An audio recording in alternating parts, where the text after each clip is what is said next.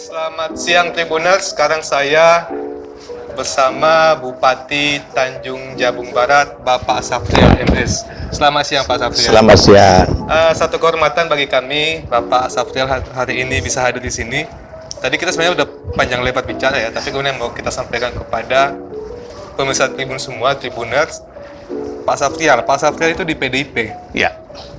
Dan Bapak selama ini hanya PDIP, Pak ya? Ya. Kenapa Pak setia segitu Pak? Sementara yang lain itu sudah banyak yang lompat-lompat, pindah sana, pindah sini. Bapak tapi sampai sekarang masih setia dengan PDIP. Saya dari dulu ketika mau ke politik itu saya melihat dulu. Ya. Bukan karena keinginan tetapi ideologinya. Ya. Ya. Makanya ketika Ibu Mega kalah, seluruhnya lari, saya masih tetap di PDIP. Sampai sekarang saya PDIP. Ya. Bahkan saya termasuk yang bisa memenangkan PDIP yang ada di Jambi, baik itu kursi DPRD maupun kursi presiden pemilihan tahun kemarin. Ya, tahun kemarin PDIP menang di Tanjung Jabung Barat dan presidennya Menang juga menang ya, juga, ya. Kemudian Bapak juga ada keinginan untuk maju di Pilkada, Pak? Ya. Berharap diusung PDIP juga? Ya, harapan saya karena saya ini kader PDIP, kemudian saya sudah tidak bisa lagi mencalonkan bupati, ya. Artinya pengalaman sudah ada, saya adalah kader yang militan, saya berharap PDIP ya mengusung saya gitu. Sejauh ini upaya ke sana bagaimana, Pak? Saya sudah keliling di Provinsi Jambi ini, sowan kepada DPC PDIP Perjuangan. Semua DPC yang saya kunjungi itu dia mendukung penuh saya untuk dicalonkan menjadi menjadi gubernur periode 2021-2024. Dan Bapak juga berharap memang akan diusung oleh PDIP, Pak ya? Dapat rekomendasi itu, Pak ya? Ya. Sampai sejauh ini, Pak, PDIP tidak akan bisa mengusung sendiri, Pak? Oh ya. Akan koalisi? Ya, makanya. Sudah ada pembicaraan koalisi, Pak? Sebetulnya, kalau koalisi sudah, tapi yang kita harapkan bagaimana ketegasan dari PDIP itu sendiri. Karena kita adalah PDIP, seharusnya kan PDIP tegas. Dia mau mengusung siapa.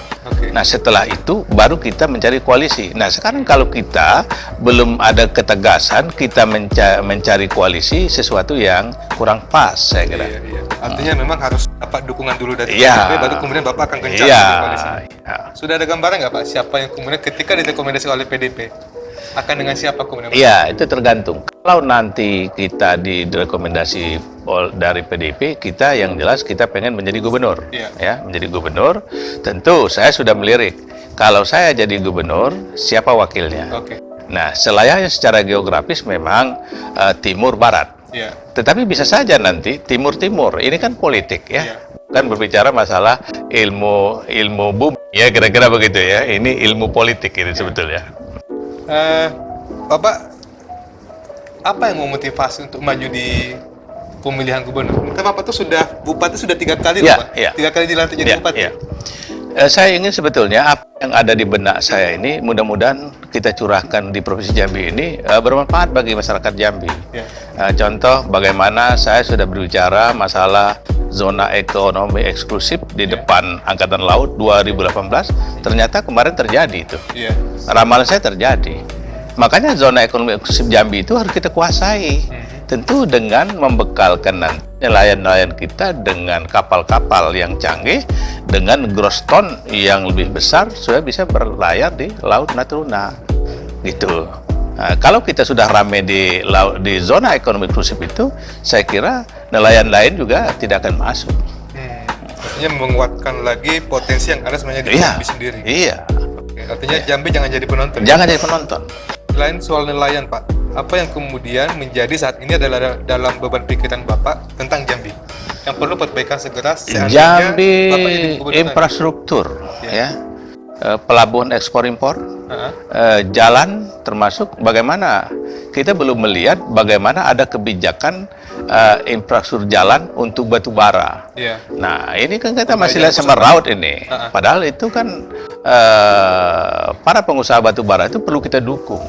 Saya kira kalau saya terpilih menjadi gubernur, seminggu selesai itu solusi untuk mencarikan jalan batu bara itu. Dibuat jalan khusus mereka? Itu nanti saya lah yang tahu. Barangkali seminggu dilantik selesai itu jalan Batubara. Artinya kan ada solusi ya? Ada solusi itu. Oke. Kemudian satu yang sering dilupakan adalah soal lingkungan. Sangat jarang kemudian calon-calon pemimpin itu bicara soal lingkungan, aspek lingkungan. Ya, Apa makanya punya pandangan soal itu? saya sebelum ditanya itu saya sudah berbuat. Makanya di Tanjung Barat itu sudah sekian tahun kami menanam hutan mangrove. Nah, kemudian kami mempelopori bagaimana kabupaten kota yang ada di pantai timur Sumatera ini untuk memelihara mangrove ini. Nah, sekretariatnya ada di Tanjung Barat. Kenapa? Karena mangrove dan wetland ini dia sangat mampu menyerap karbon dioksida itu sekian puluh kali lebih besar kalau dibandingkan hutan tropis. Nah, artinya kalau itu kita budidayakan mangrove itu yang pertama untuk mencegah erosi pantai dan lain sebagainya. Kemudian dari segi lingkungan, kalau karbon dioksida yang diserap oleh mangrove ini besar, maka dia akan menghasilkan nanti oksigen yang banyak. Nah, ini kan yang dibutuhkan untuk mengurangi jadi global warming.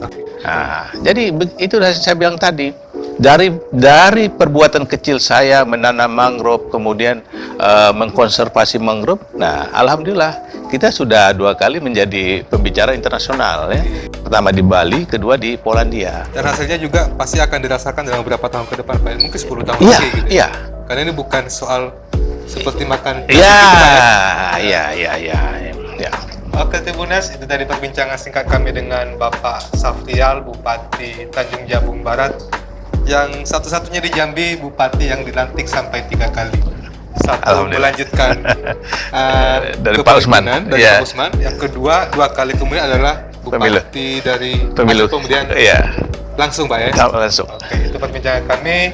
Sampai jumpa di lain waktu. Saya Song Sitangang undur diri. See you.